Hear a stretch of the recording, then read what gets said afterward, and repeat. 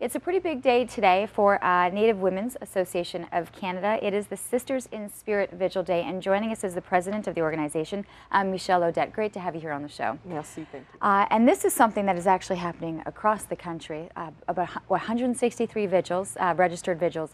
Give us an idea of what the day is about.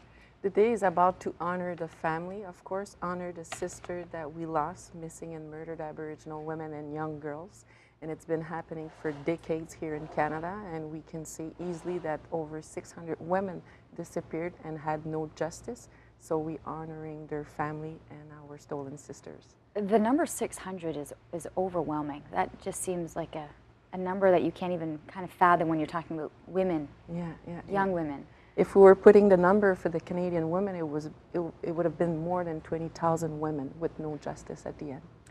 How important was this for you to get the awareness out, the information out, so that there were different communities that wanted and could host these vigils? It's important because it's a national tragedy, and we want to make sure that it doesn't exist anymore because we're Aboriginal and women. So we want to have some real action from this government so we can have justice.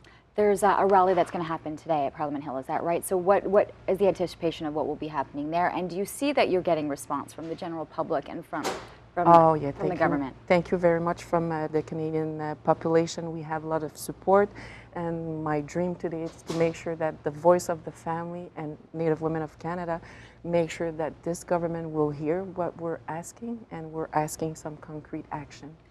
How are the families feeling right now? Because, you know, they're the ones most affected, and they'll be the ones to feel, hopefully, an embrace from the community on a day like today. Well, it's a Remembrance Day, so I guess the memories is back, the pain, so we have to be with them and close to them.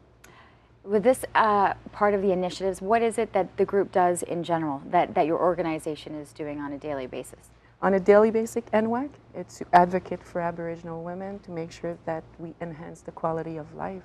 Are we looking at those that are that are at north or on reservations? Where is it general? You know, even down to them with their families in downtown Ottawa. Everywhere, everywhere. It doesn't matter if you're up north or downtown or in east. It's across Canada movement, and I'm proud of it. How can people get involved then today? I know you've got a lot of the Aboriginal community involved, but what would you like to see the rest of the population being able to do? We have a website at nwac.ca, and of course you can light a virtual candlelight, and of course you can support the organization, and you can see where the events are across Canada and go walk with us. So we're looking at a rally on Parliament Hill, and so a lot of the cities will have certain walks. Is that most of the events? Yeah. At noon, we're at the Parliament Hill where some MPs and leaders will speak. At 5 o'clock at St. Andrew's Church, and then 6:15 we'll go back on Parliament Hill for candlelight vigil.